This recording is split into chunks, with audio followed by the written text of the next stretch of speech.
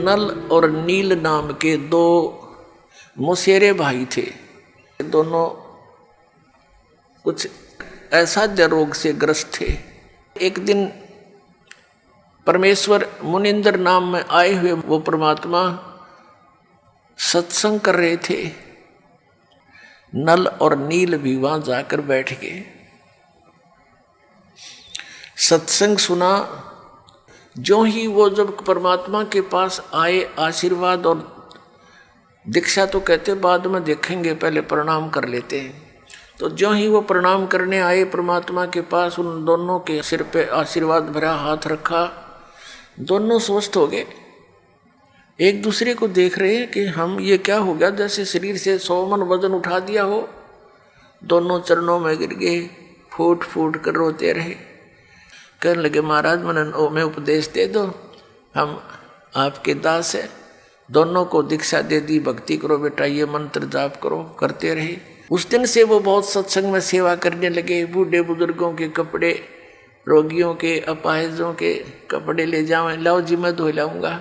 उनके कपड़े धोवें, बर्तन साफ करें, उनको आराम से बैठावें, नवावें। यानी इस तरह वो सेवा करने लगे, जो परमात्मा मुनिंद्र जी के आश्रम में जो आया करते थे। लेकिन वो फिर भी एक सीधे साधे थे, भोले से दिमाग के थे। वो क्या करते, सत्संग में जो चर्चा होती, ज्ञान सुनते भगवान के मुख से, तो कपड़े धोने जाते या बर्तन साफ करने जाते। दरिया के किनारे सत्संग होया करते थे, आश्रम होते थे ऋषियों के। तो वो क्या करते, दरिया के जल में किनारे पर कपड़ों को पानी में भिगो देते कि कुछ देर इनका मैल गल जावे, फिर धोएंगे। इसी प्रकार बर्तनों को, और बैठ के किनारे पर वृक्ष के नीचे सत्संग सुनी हुई बातों पर दोनों चर्चा करते थे।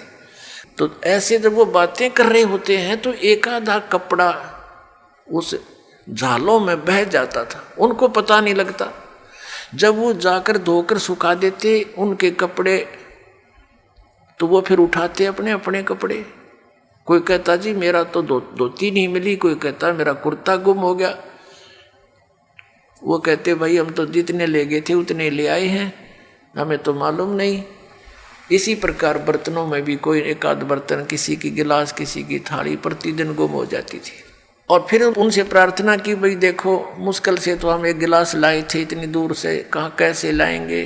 भाई इससे अच्छा तो तुम ऐसा करो, हमारी सेवा मत करो, हम खुद कर लेंगे। हमें तो बहुत अभाव हो गया इन वस्तुओं का, अब कहाँ से लाएं जा करके।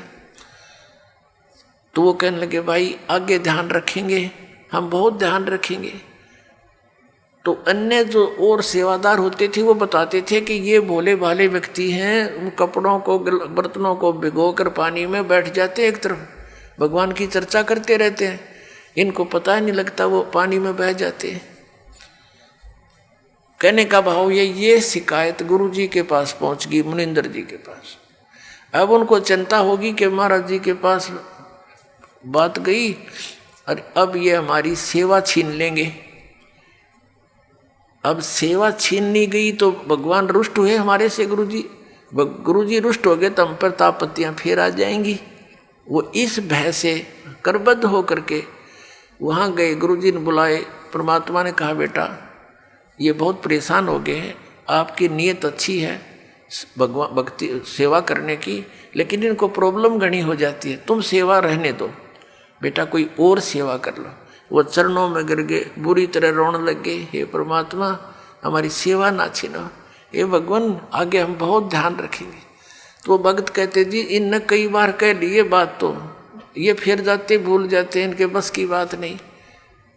अब परमात्मा ने देखा कि इनकी श्रद्धा टूट है, इनका दिल टूट जाएगा, ये वहाँ दुखी हो जाएंगे। तो परमात्मा कबीर मुनिंद्र जी ने, परमेश्वर जी ने आशीर्वाद दे दिया बेटा आज से तुम्हारे हाथों से कोई वस्तु जल में डूबे नहीं की, वो वहीं जहाँ रखोगे वहीं रहेगी, इधर टस समस्या नहीं होगी, तुम नहीं छेड़ोगे इतना। अब इस वर्क को पाकर वो बड़े खुशी हुए, जाकर देखा वो कपड़े धर दिए, भिगो दिए, जहाँ रखे थे वहीं रहे। थाली बेले काशी के होते थे वो रख दिए, काशी तो वैसे डूब जाती है, काशी भर के पानी तो बेला, और उस पर दरिया पर रख देते थे, जो का तो रहता था। फिर एक आध कहने लगा पत्थर तो उठा कर रख के देख लो। वो एक आधी कंकर पत्थर उठा कर रखे, वो जहाँ रख दिया उस जल के ऊपर एज इट इज सथी रहने लगे।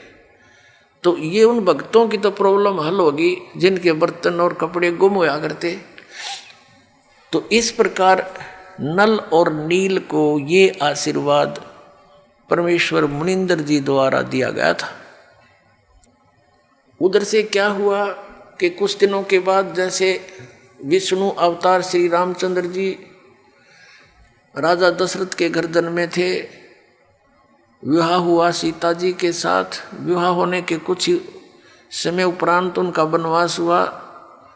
वो वन में अपना समय व्यतीत कर रहे थे, वहाँ से सीता जी का अपहरण कर ले गया रावण।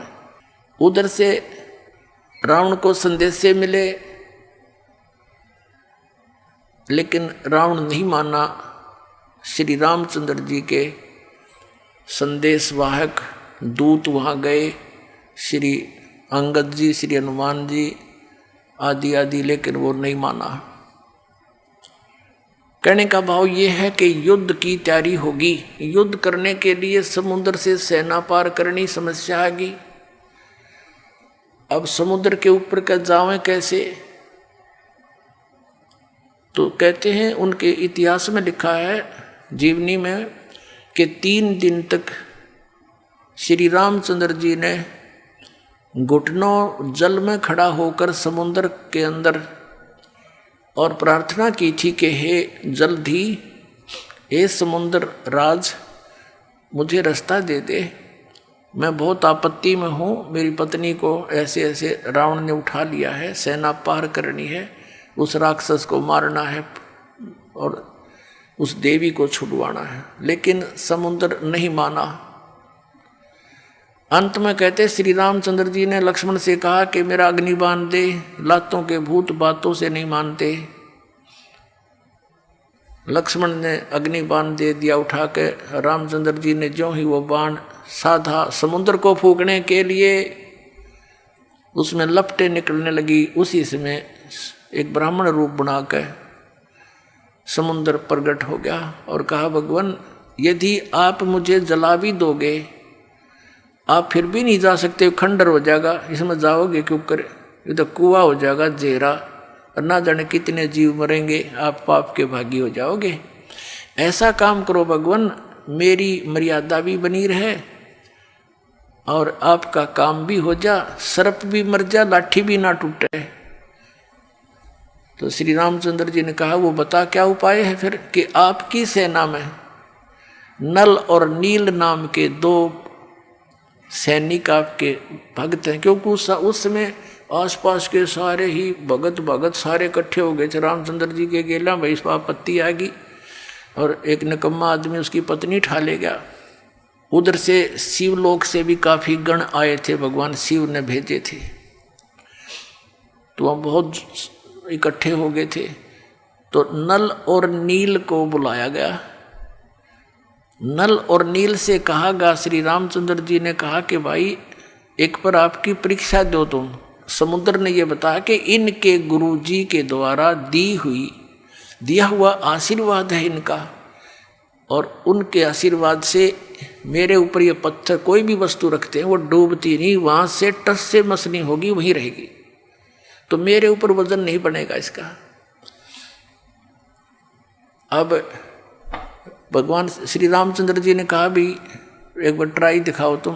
देखो हम ऐसे मार खाते हैं, पहले तो नल और नील 100 शुक्र मनाया करते अपने मुनिंदर भगवान के, और उस दिन वो आंडी पाक गए। अभिमान हो गया उनको कि यदि आज हम गुरु जी को याद करेंगे, जंतर मंत्र प्रणाम करते हैं जैसे याद करने के लिए, तो ये नो सोचेंगे उपस्थित जन ये कहीं और से शक्ति प्राप्त करते हैं, इनके अंदर कोई पावर नहीं। अब उन्होंने दोनों ने फटाफट उठाया एक एक पत्थर और रख दिया समुद्र पर, डूब गया।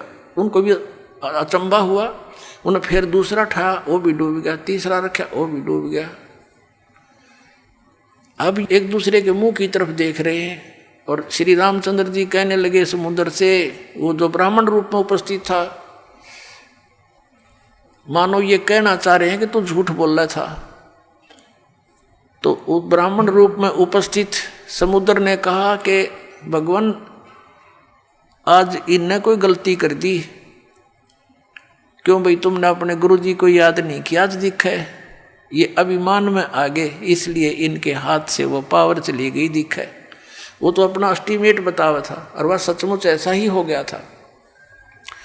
अब उन दोनों ने फिर अक्षमा याचना की, गुरुजी को याद किया, हे दाता दया करो, हमसे गलती होगी, माफ़ करो, हम तो पापी आत्मा हैं। वो डर गए न्यू अकदे फिर वो आपत्ति फिर ना आ जा तुम्हारे पे, और तुमने कर दी गलती आज ज़्यादा, अब मान बढ़ाई की भूख में। तो पुण्यात्माओं परमात्मा हमें आगाह करते हैं कि यदि तुम ऐसे मर्यादा तोड़ दोगे भक्ति आपकी नष्ट हो जाएगी। जैसे माता गर्भ को रखे यतन बनाए और ठेस लगे तो छन होए, ऐसे भक्ति जावे।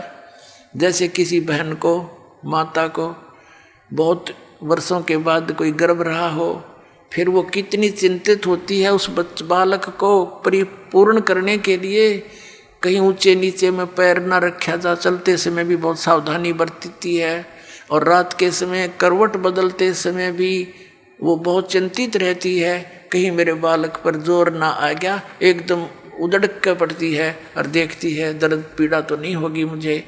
तो कहते हैं जैसे माता गर्भ को रखे यतन बना और ठेस लगे तो क्षीण होए, तेरी ऐसे भक्ति नसावे, तो उनकी भक्ति नसगी खत्म होगी।